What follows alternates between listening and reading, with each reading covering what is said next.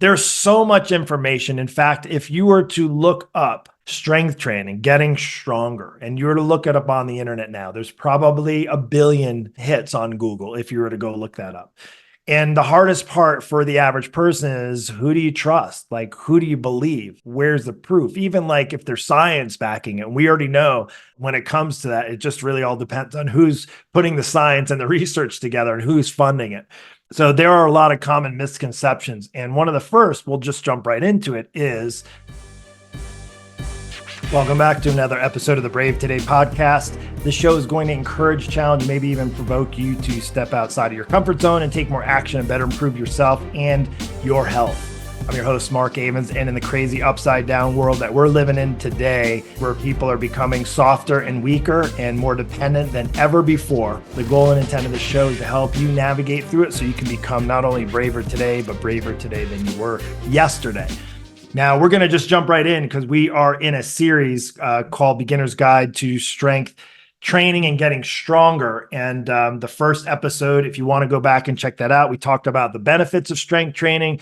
First off, why listen to me? Well, I have about 30 years experience, 3 decades. I was laughing the other day. I was in a gym with a buddy that's in his late 20s. And I told him, you know what? When your mom was giving birth to you, I was personal training my first client. And I thought that was pretty funny. But it's been years. Time goes by really fast. And I'm sure if you're listening now, maybe in your 40s or 50s, you're realizing it's going faster and faster. So with that, let's jump right in so I don't waste any more of your time. We talked about benefits of strength training. That is in part 1. You can go back and check that out. Let me know what you think. Let me know if I missed anything. Also, your comments are important. That really helps for me to understand where you're at, those that are viewing, if you're enjoying the show, so forth, so on. If you have any questions, hit me up. If you want to send me a direct question for one of my Q&A episodes, info, I-N-F-O, at avensfitness.com. That would be the best place to send those questions, or you can drop them in the comments. Now, Part 2, today we are going to talk about common misconceptions when it comes to getting stronger and strength training. And there's so much information. In fact, if you were to look up strength training, getting stronger, and you were to look it up on the internet now, there's probably a billion hits on Google if you were to go look that up.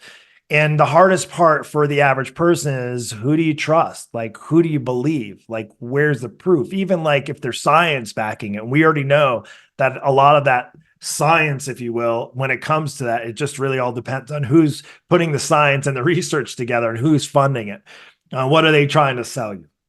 So there are a lot of common misconceptions. And one of the first, we'll just jump right into it, is when it comes to strength training, people say, well, I have to have a gym membership. I have to join a gym in order to do some strength training. And there's nothing that could be further from the truth. In fact, in our Brave Coaching Program 101, a lot of people don't have the time to, think about this when it comes to going to the gym for strength training. What do you have to do in order for you to go to the gym besides joining a gym and getting, the membership, right? Then you have to find one that's fairly close. Most people would find one that's close to them, 5, 10, 15, 20 minutes away, maybe most. If it's over 20 minutes, unless you have to commute to work and there's one nearby, it's probably not going to be a reality. But let's just say one's about 10 to 15 minutes from your house. So you have to change. So you got your normal clothes on. If you're at work, you have to obviously figure out the time. But let's just talk about the commute. You need to change into your workout clothes, or, pack your bag and change when you're at the gym. You got to get in your car. You got to drive to the gym. You got to get through traffic, what have you, 10, 15 minutes. You get to the gym, then you got to change, get on your clothes. You're looking 10, 15, 25 minutes or so. Then you do a workout. You spend 30, 40 minutes. You're at a gym. Get back in the car, come back home, change. There's a lot entailed. It's more than just an hour or even a half hour if that's all you have to spend in the gym. You're looking at a minimum hour and a half, right? So the reality is it just isn't practical for most people. So the good news is part of our program, and why it's really great and flexible for a lot of people come to us, they struggle. They don't have the time. And they also may be intimidated by going to the gym. They have, a lot of extra body fat, and they go to the gym and they see only fit people working out, which is also a myth. But I can tell you, if you're thinking about strength training, that I have really good news. You don't have to join a gym.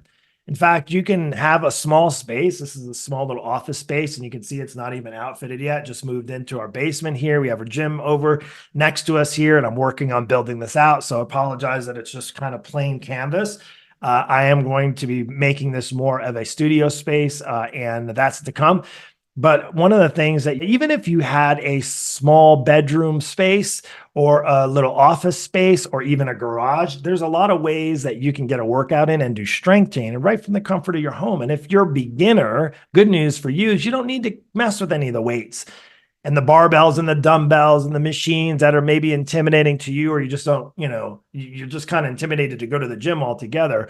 Good news is you can do stuff in your home. So we're going to be talking about what specifically later, but I want to just go over now more of the misconceptions. That's the first one.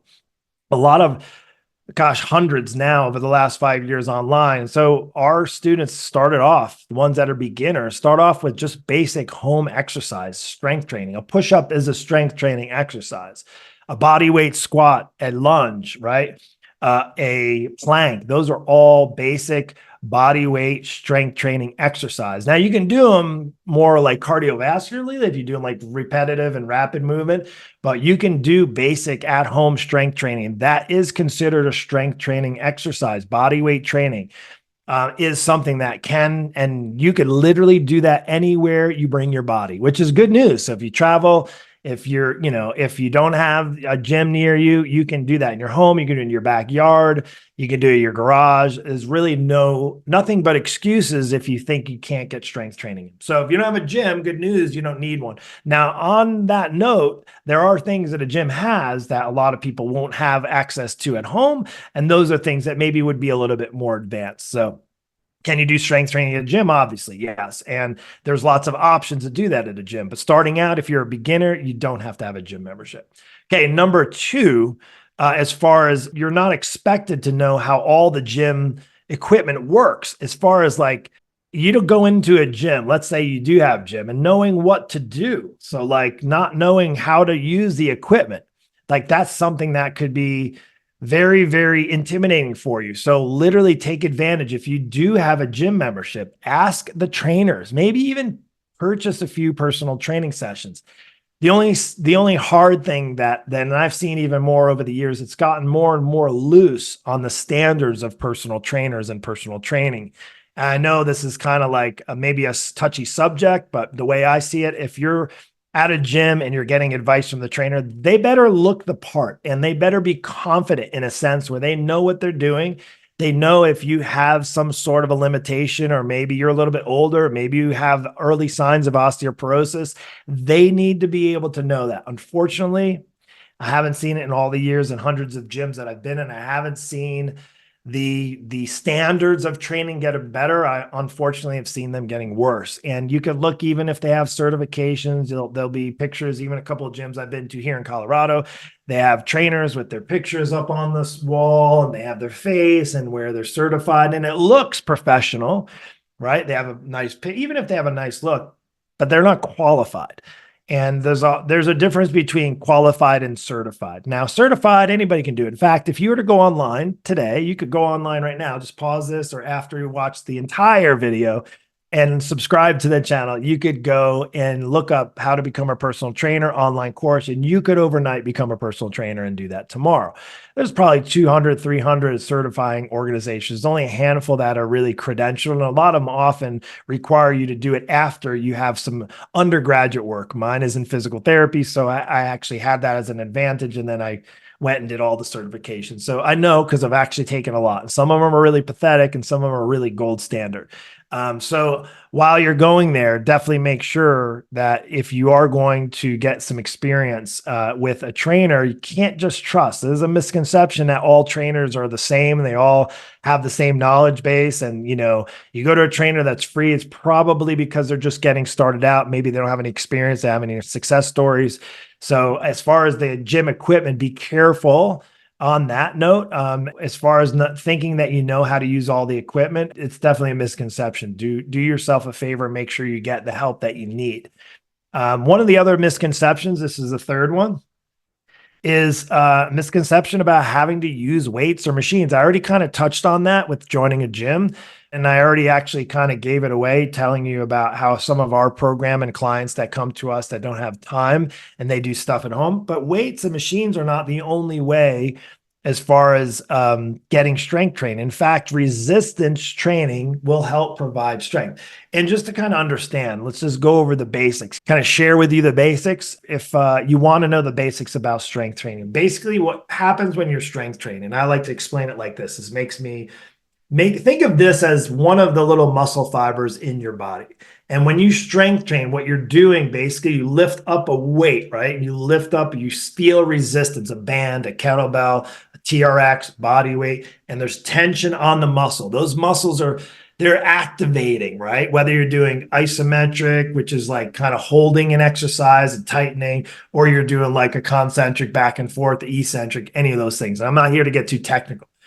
But regardless of that. So when you're moving your bodies, your muscles are basically getting torn. They're working and then relaxing, working, relaxing. They're overloading.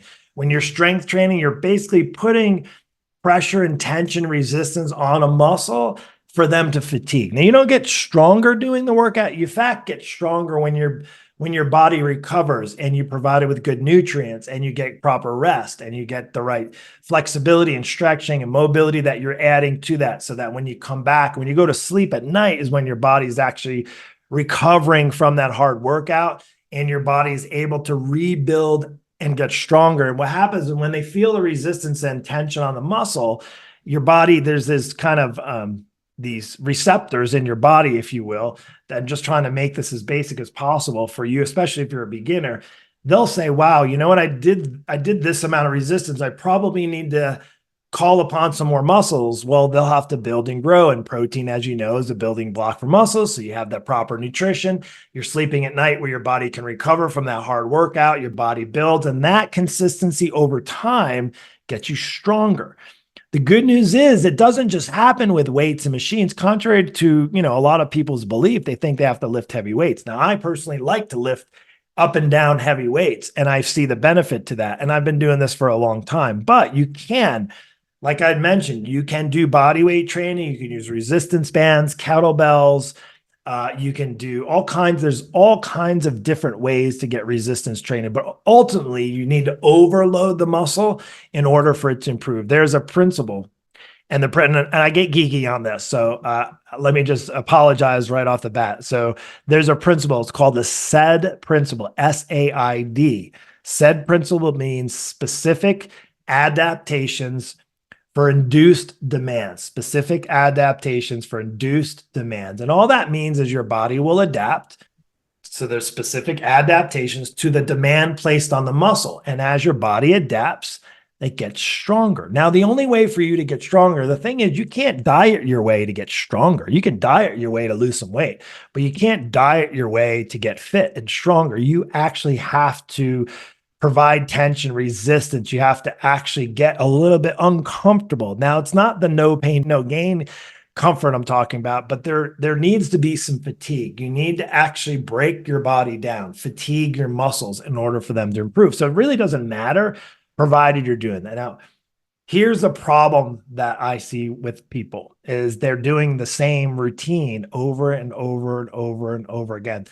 The perfect example, and this is me not knocking women, but I've worked with a lot of women over the years, and they have the same 5-10 pound dumbbells at home. If you sounds familiar, then you're the person I'm talking to.